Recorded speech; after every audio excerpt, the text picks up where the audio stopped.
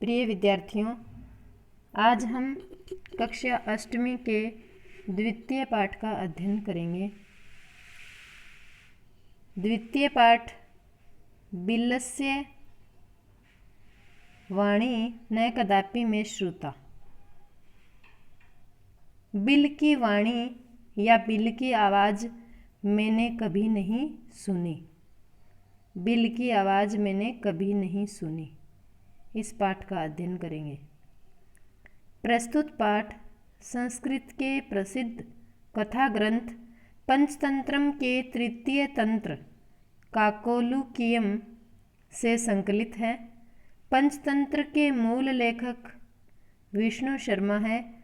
इसमें 5 खंड है जिन्हें तंत्र कहा गया है। इनमें गद्य पद्य रूप में कथाएं दी गई है जिनके पात्र मुख्यतः पशु पक्षी है।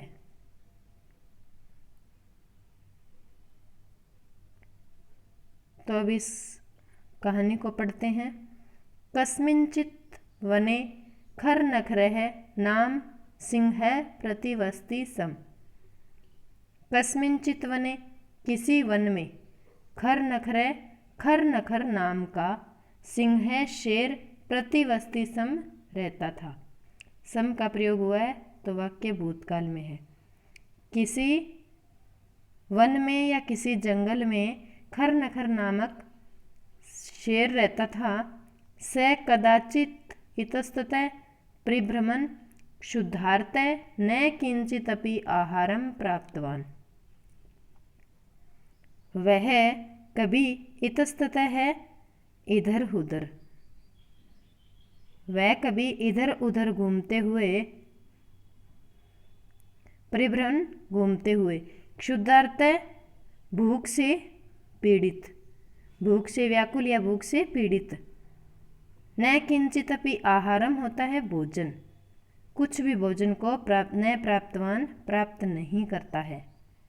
क्या होता है? वह कभी इधर उधर घूमता हुआ भूख से व्याकुल किसी भी प्रकार भोजन को प्राप्त नहीं करता है। ततः सूर्यास्त समय एकाम महतिम गुहाम दृष्ट्वा स अचिंत्यत। इसके बाद सूर्यास्त के समय एक महतिम होती है बड़ी, एक बड़ी गुफा को दृष्ट्वा देखकर वह सोचने लगता है। इसके बाद सूर्यास्त के समय एक बड़ी गुफा को देखकर वह सोचने लगता है, नूनम एतस्याम गुहायाम रात्रौ कोऽपि जीव आगच्छति। नूनम होता है निश्चय ही। इस गुफा में रात्रि में कोई भी जीव या प्राणी आता है। अतः अत्रैव निगूढ़ो भूत्वा तिष्ठामि इति। निगूढ़ो होता है छिपना, निगूढ़ो भूत्वा छिप कर, इसलिए यहीं छिप कर बैठ जाता हूँ। एतस्मिन् अंतरे गुहाया स्वामी दधिपुच्छ नामकः शृगालः समागच्छत्। इसी बीच, अंतरे क्या है? बीच में, इसी बीच में गुहाया स्वामी, गुफा का स्वामी दधिपुच्छ नामक शृगालय गिद्धड़ आता है। गिद्धड़ वहाँ आया। इसी बीच में गुफा का स्वामी दधिपुच्छ नामक गिद्धड़ वहाँ आ गया।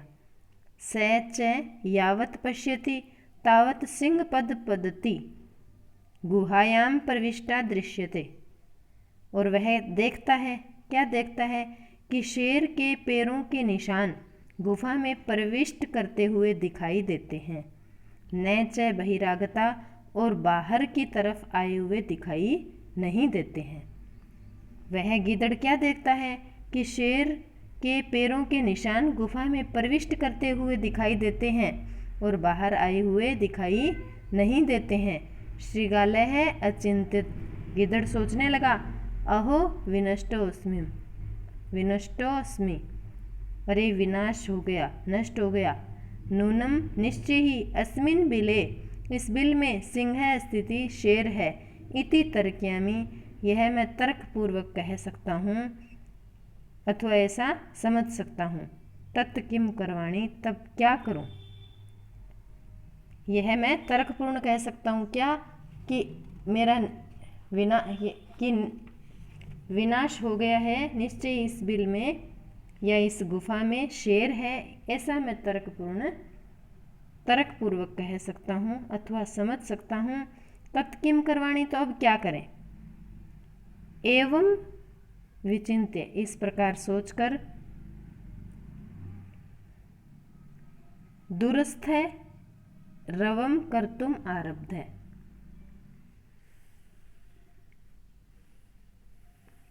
इस प्रकार से सोचकर दूरस्थ, दूर ठहरा हुआ, रवय होता है आवाज, रवय होता है आवाज, कर्तुम आरब्ध है शुरू करता है।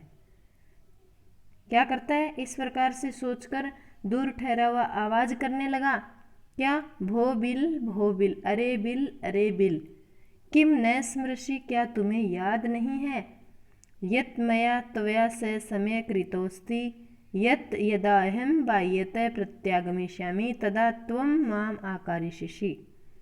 क्या कह रहा है कि अरे बिल, क्या तुम्हें याद नहीं है कि जब मेरे द्वारा तुम्हारे साथ यह समझौता, यह समय हुआ था, यह शर्त तय की गई थी कि जब मैं बाहर से वापिस आऊँगा तब तुम मुझे पुकारोगे, मेरा आह्वान करोगे।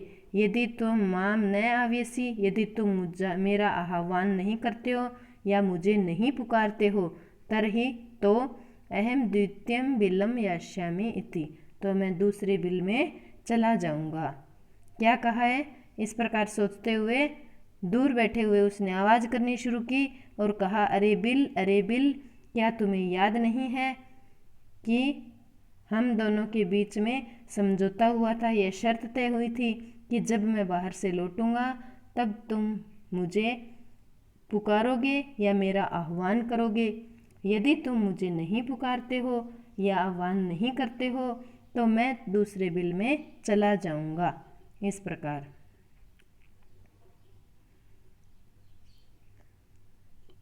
अथ एतत् श्रुत्वा सिंह अचिंत्यत, इसके बाद यह सुनकर, श्रुत्वा होता है छत्तु संधि लगी है या श्रुत्वा का है सुनकर,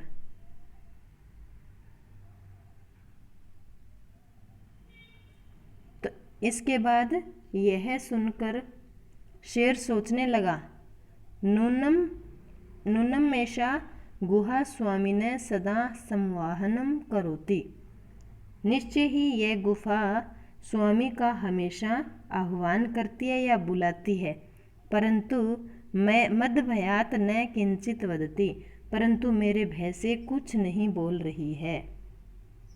यह सुनकर शेर ने कहा या शेर ने सोचा, निश्चय ये गुफा स्वामी का हमेशा आह्वान करती है, बुलाती है, परंतु मेरे भय से यह कुछ नहीं बोलती है।